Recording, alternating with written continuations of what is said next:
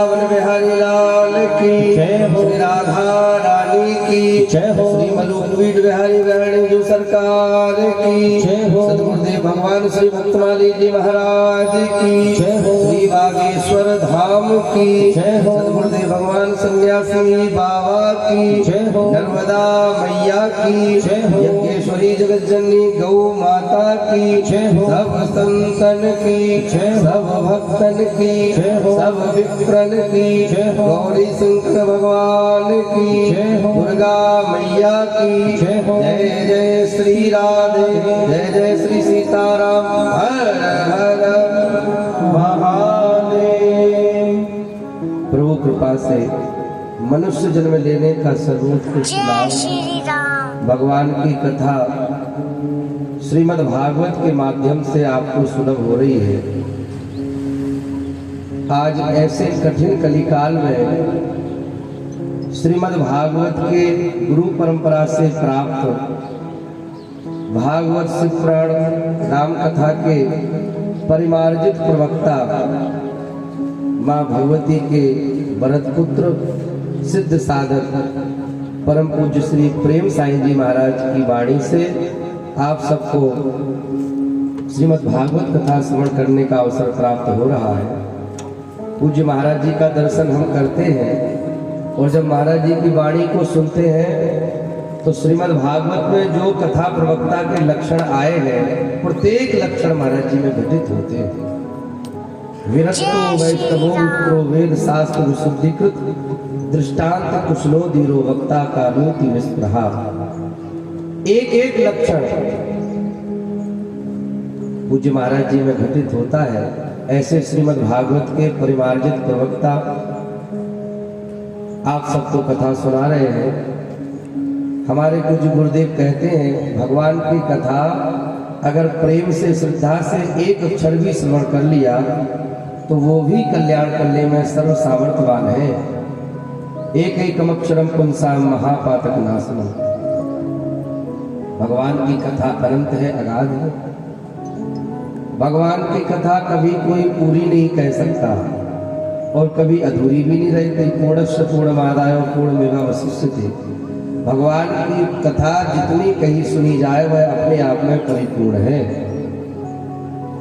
ऐसे भगवान की कथा आप सब सुन रहे हैं और गोस्वामी तुलसीदास जी कहते हैं कि भगवान की कथा केवल ऐसे ही नहीं सुनने को मिल जाती। यही सर आवत अति कठिनाई राम कृपा बिन आव न जाई। और भागवत में लिखा है कि हमारे यहाँ 4 पुरुषार्थ हैं, अर्थ धर्म काम मोक्ष। ये चारों पुरुषार्थ परिश्रम करके प्राप्त किए जा सकते हैं पर भगवान की कथा केवल परिश्रम करने मात्र से नहीं मिलती। भाग्योदयेन बहुजन समर्जितेन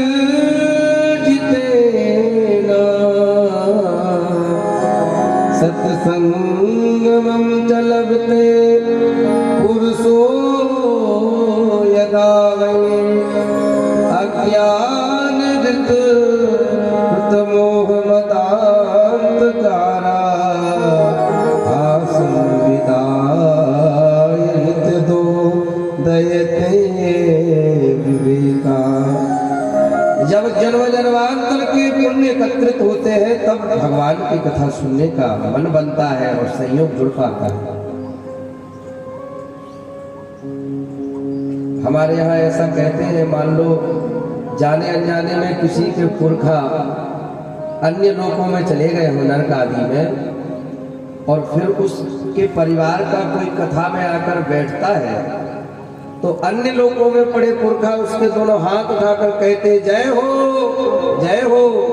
आज मेरे परिवार का कोई सदस्य भगवान की भक्ति के मार्ग पर चल पड़ा, कथा सुनने को चल पड़ा, निश्चित ही अब हमारा कल्याण हो जाएगा, उद्धार हो जाएगा। और दोनों भुजा उठाकर आशीर्वाद देता है तो आप सबके पितृ देवता भी खूब प्रसन्न होंगे, खूब आशीर्वाद दे रहे होंगे कि आज हमारे कुल का कोई व्यक्ति भगवान की भक्ति के मार्ग पर चला है और पितरों का उद्धार हो जाता है। ऐसी दिव्य भव्य आप सब कथा सुन रहे हैं। भले ही जितना समय मिले एक घड़ी आधी घड़ी आदियों में पुनिया, तुलसी संगत साधु की हर कोट अपराध। जितना भी समय मिले आप श्रद्धा पूर्वक सुनो, और श्रद्धा से प्रेम से किया गया सत्कर्म कभी व्यर्थ नहीं जाता, वो सदैव मंगलकारी होता है। चाहे वो नर नारायण सेवा हो, दरिद्र नारायण सेवा हो, संत सेवा हो, मंदिर सेवा हो, वैष्णव सेवा हो, किसी भी जीव की सेवा कभी व्यर्थ नहीं जाती। संक्षिप्त में एक चरित्र सुनाने क्योंकि कथा चल रही है तो कथा में कथा ही संक्षिप्त सुनाते हुए अपनी वाणी को विराम देंगे। भक्तमाल जी में धन्ना जी का चरित्र आया है। धन्ना जी खूब संत सेवा करते थे, कोई भी संत आ जाए ले आते अपने घर। सुर साधु चाहत भाव, संत तो भाव चाहते हैं। जब संतों को पता चलने लगा कि धन्ना भगत खूब संत सेवा करते हो 200 300 संतों की जमात आने लगी, बड़े प्रेम से संत सेवा करते। एक दिन धन्ना जी के पिताजी बोले, बेटा तू जब देख जब संत सेवा में लगा रहता, कभी घर का काम भी कर लिया कर। और डांटते हुए कहा, जाओ इस बार खेतों में बीज बोकर आओ। और खेतों में बीज बोने के लिए धन्ना जी को दे दिया।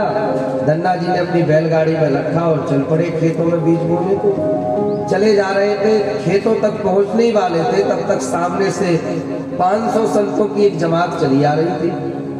और उन संतों ने धन्ना जी से ही पूछ लिया कि महाराज, हमने सुना है इस गांव में एक संत सेवी भगत धन्ना जाट रहते हैं और हम तीर्थ यात्रा पर जा रहे हैं, हमारा मन है कि स्नान करके कुछ पाके फिर जाए। धन्ना जी ने सोचा गंगा घर पे बह के आई और हम संत सेवा से वंचित रह जाए, ऐसा कैसे हो। अगर तुम्हें संतों को घर लेकर गए तो इस बार पिताजी हो सकता संतों का अपमान कर दे, डांट फटकार के भगा दे, ये हम पर सहन नहीं होगा, आखिर क्या करें। धन्ना जी ने बीच की जुक्ति निकाली, मार्ग निकाला, कहा कोई बात नहीं महाराज, आप यही कुआं पर स्नान करो, तब तक यही हम आपके पंडित की व्यवस्था करते हैं।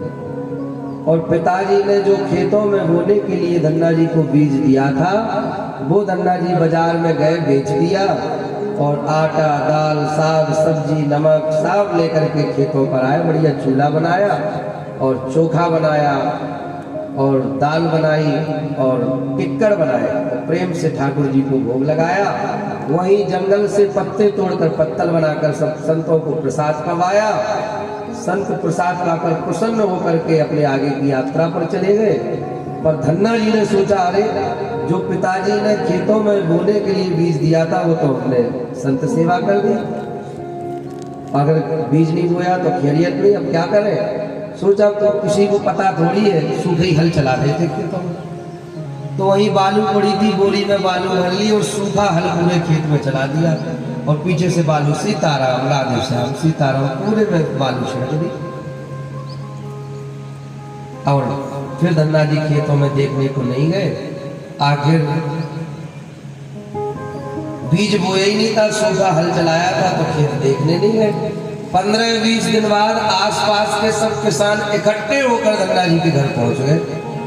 और धन्ना जी बैठे थे। धन्ना जी के पिताजी से कहा, महाराज सही सही बताना, इस बार जो आपने अपने खेतों में बीज बोया वो कहाँ से लाए? क्यों भैया, क्या बात हो गई? किसानों ने कहा, पूरे क्षेत्र में ऐसी फसल किसी की नहीं हुई जैसी आपके खेतों में लहला रही। धन्ना जी ने सोचा कि हमने तो सूखा हल चलाया था, ऐसा हो ही नहीं सकता। भागे भागे धन्ना जी खेतों की ओर आए और देखा कि वास्तव में पूरे क्षेत्र में इतनी सुंदर फसल किसी की नहीं जैसी हमारे खेतों में लहला रही है। रोते हुए धन्ना जी ने कहा, धन्य है प्रभु, हमने बोया तो संतों के पेट में था, पर आपने खेतों में अमृत करके दे दिया। धन्य धन्य धना के भजन को बिनगी बीज अंकुर भयो, घर आए हरिदास तिनगी गोदूम खवाए। आस पास शिकार खेत की करत बढ़ाई, भक्त भजे की रीत प्रगट पर थी तुझ पाई। अचरज मानत जगत में कहीं निपजो कहीं बह भयो, धन्य धना के भजन को बिनहि बीज अंकुर भयो। तो धन्ना जी ने संत सेवा की, पर भगवान ने खेतों में करके दे दिया। इसलिए कभी संत सेवा ब्राह्मण सेवा व्यर्थ नहीं जाती। एक और चरित्र सुन लो छोटा सा। एक राजा थे, नित्य ही खीर से हवन करवाते थे। ब्राह्मण बड़े भाव से हवन करते। एक दिन की खीर पर ब्राह्मणों का मन चल गया कि इतनी जोरदार लवड़ी को विलज्जित करने वाली खीर बनी है और इस खीर को स्वाहा स्वाहा करके अग्नि पर जला देंगे, क्यों ना इस आज की खीर खा ली जाए। ब्राह्मणों का मन चल गया तो यज्ञशाला में धुआं कर दिया वैसी सामग्री डाल के, और धुआं हुआ, कोई देख नहीं पाया और सब ब्राह्मण पा गए खीर। जय श्री राम। रात्रि में राजा के स्वप्न में भगवान प्रकट हो गए और स्वप्न में राजा से भगवान ने कहा, महाराज आज के हवन से, आज के यज्ञ से हम बहुत प्रसन्न हैं। इसी प्रकार से नित्य हवन होना चाहिए। जैसे स्वप्नादेश राजा को दिया, अब तो सुबह उठते ही राजा यज्ञशाला की ओर गया। ब्राह्मणों ने राजा को आते देखा तो ब्राह्मण तो एकदम घबरा गए कि हो ना हो कल के हवन की पता लगी राजा को। आज सुबह सुबह राजा चला आ रहा है और राजा ने आते ही ब्राह्मणों से ये और पूछ लिया, महाराज कल किसी विधि से तुमने हवन किया? अब तो ब्राह्मणों के पसीना छूट गए महाराज कि राजा को पता लग गया कि खीर खा गए गाय, इसीलिए आया।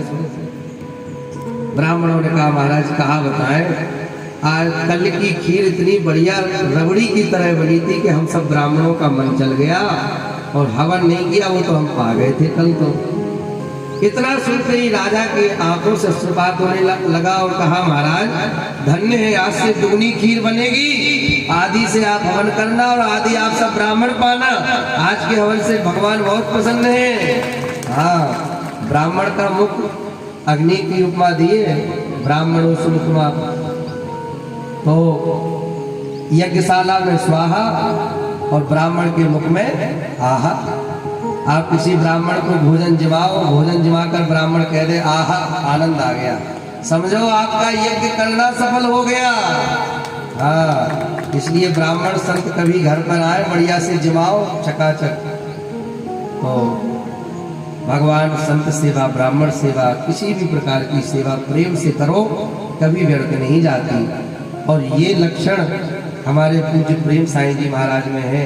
कभी किसी ब्राह्मण को संत को देखते हैं तो द्रवीभूत हो जाते हैं। और महाराज जी स्वयं में कथा प्रवक्ता है, इतनी अच्छी कथा कहते और खूब संत सेवा करते हैं। हम तो महाराज जी से कई बार प्रार्थना करते, महाराज जी आप संत हैं पर जबरदस्ती महाराज जी हमको भी विदाई देके ही भेजते हैं। तो ये महाराज जी की उदारता है। निश्चित ही प्रेम से, श्रद्धा से किया गया सत्कर्म कभी व्यर्थ नहीं जाता। ये दिव्य भव्य आयोजन हो रहा है, आप सब भाग्यशाली हैं। आज हमारे सनातन धर्म में आवश्यकता है कि सब एकजुट होकर के सनातन का कार्य करें। कहने को तो भाव बहुत प्रकट हो रहे पर अतिकाल हो रहा। आज आप लोग कलश यात्रा में भी चले, फिर कथा भी सुनी। अब आप सोच रहे होंगे कि घर जाके बढ़िया भोजन पानी बनाए, ब्यारू करें, ये बीच के बीच महात्मा जी आके और चुनने लगे। इसलिए हम ज़्यादा नहीं आप लोगों को, हाँ, बस हनुमान जी की स्तुति करके फिर एक या दो भजन सुना के हम आप लोगों से विदा लेंगे। आइए हनुमान जी की स्तुति करें पहले। बागेश्वर धाम की श्री हनुमान जी महाराज की। अंजनी पुत्र पवन सुत वीर आपकी जय हो जय हो जय। अंजनी पुत्र पवन सुत वीर आपकी जय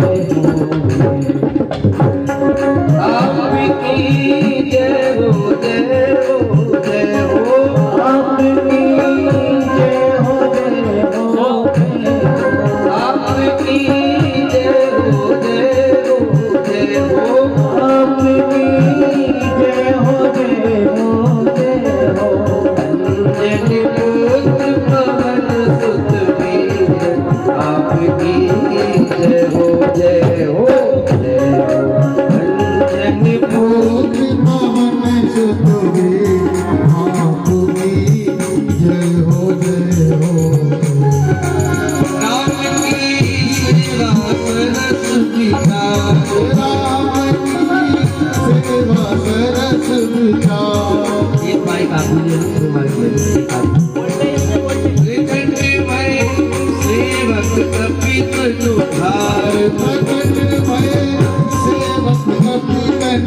आप में स्वयं रुद्र अवतार, आपकी जय हो जय हो जय हो।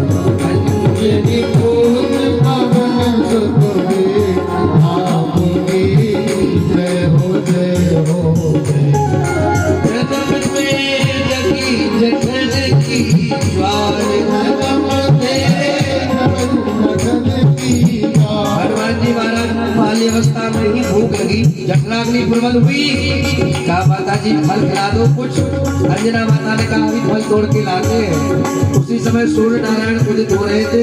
हनुमान जी ने सोचा यही कोई फल होगा। एक उछाल मारी और पहुंच गए। हनुमान जी का पराक्रम बचपन में ही ऐसा था कि सूर्य नारायण को फल समझकर पूरा निकल गए। जन्म ते जगी जठर की बात, जन्म ते जठर की बात, लगन में मारिए गुरुथा, लगन में मारिए गुरुथा, विषय रविवार विफलयार, आपकी जय हो जय हो। अंजनी फूल पवन सुतदेव, आपकी जय हो जय हो। ऐसे ही दोनों हाथों से वाली सेवा जय हो हनुमान जी।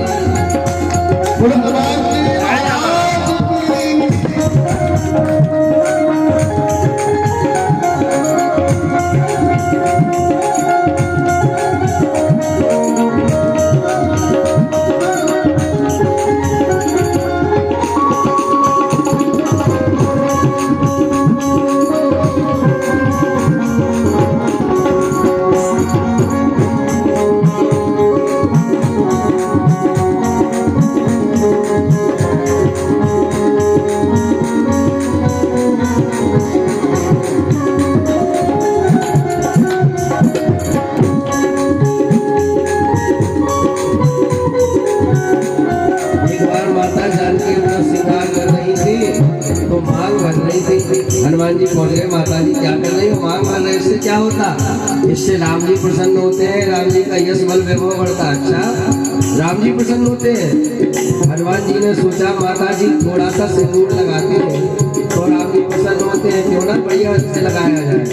तो हनुमान जी अपने पूरे शरीर में सिंदूर लगा कर आ गए। हनुमान जी के रूप को देखकर जो देखता वही हंस पड़ता।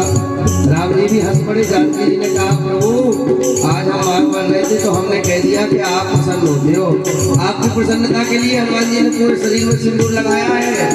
राम जी ने कहा हनुमान जी हम वरदान देते हैं कलयुग में मंगलवार का दिन जो भी सिंदूर चढ़ाएगा उसकी हर मनोकामना पूरी होगी। तब से हनुमान जी को सिंदूर चढ़ने लगा। देख सिंदूर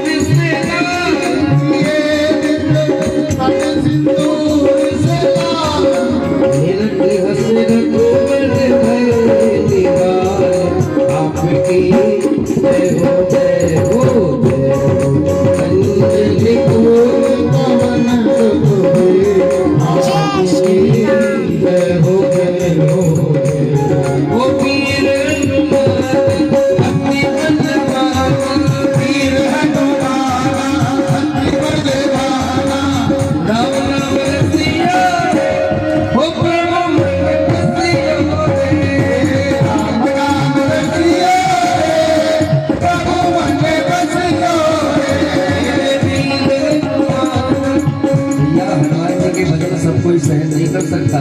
बाप को संभालो। ओ वीर हनुमान अति बलवाना, वीर हनुमान अति बलवाना, राम नाम रसिया हो प्रभु मन बसिया रे, राम नाम रसिया प्रभु मन बसिया रे। कलयुग के प्रत्यक्ष देवता से हनुमान जी महाराज जो अर्जी लगाओगे अर्जी पूरी करेंगे।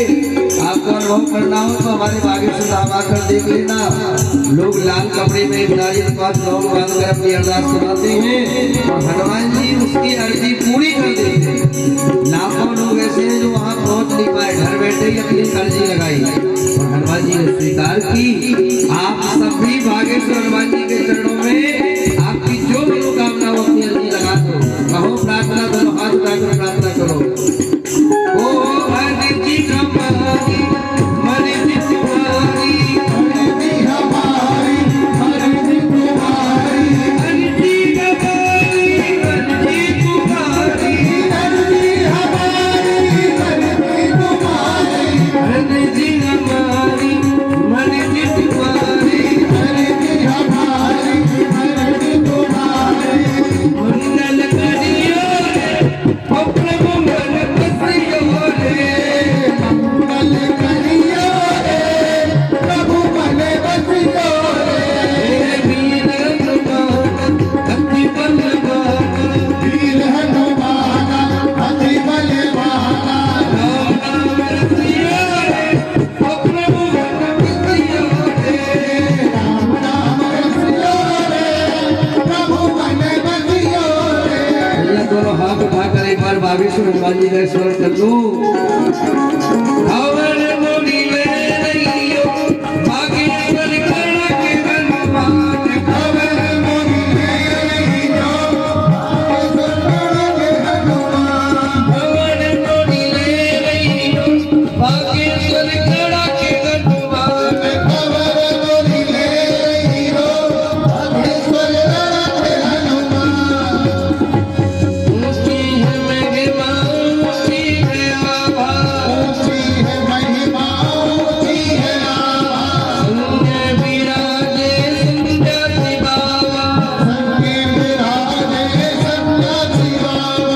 ऊंची है महिमा ऊंची है आभा, ऊंची है महिमा ऊंची है आभा, संगे विराजे सन्यासी बाबा, संगे विराजे सन्यासी बाबा। बालाजी की बालाजी की बालाजी की खगग बलवान, बागेश्वर गढ़ के हनुमान, मोरी ले रहियो बागेश्वर गढ़ के हनुमान, हवन मोरी ले रहियो बागेश्वर गढ़ के हनुमान, हवन मोरी ले रहियो बागेश्वर गढ़ के हनुमान।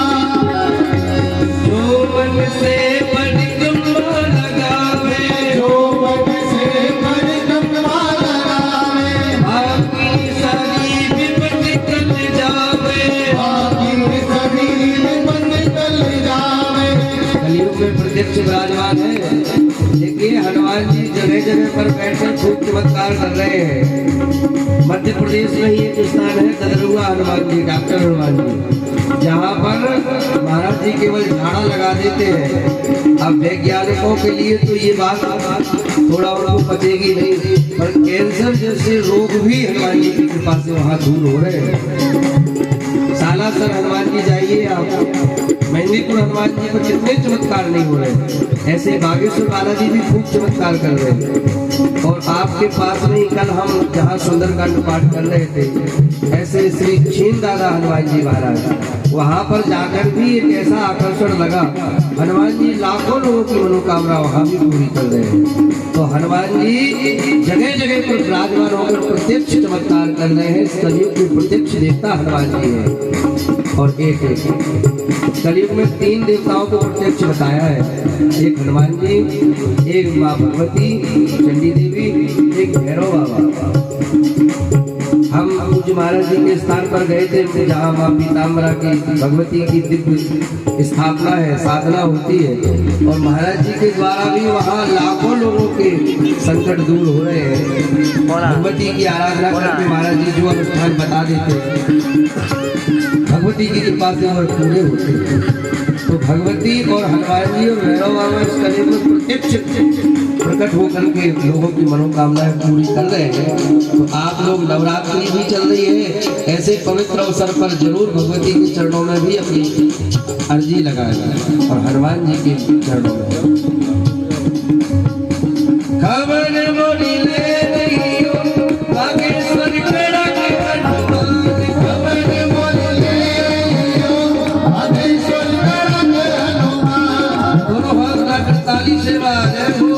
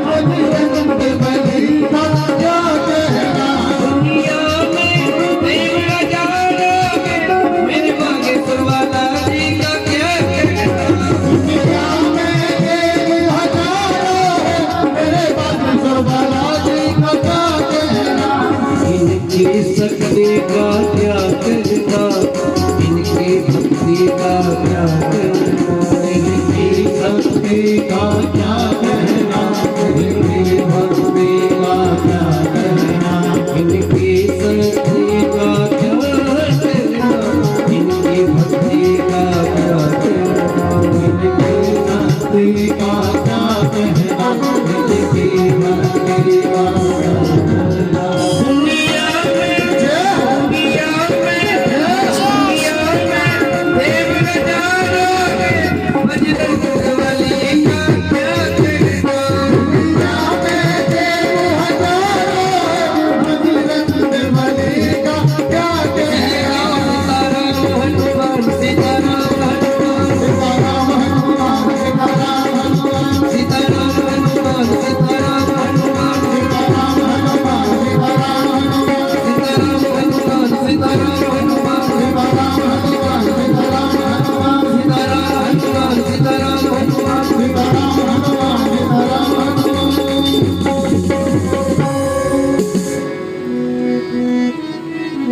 जय श्री राम।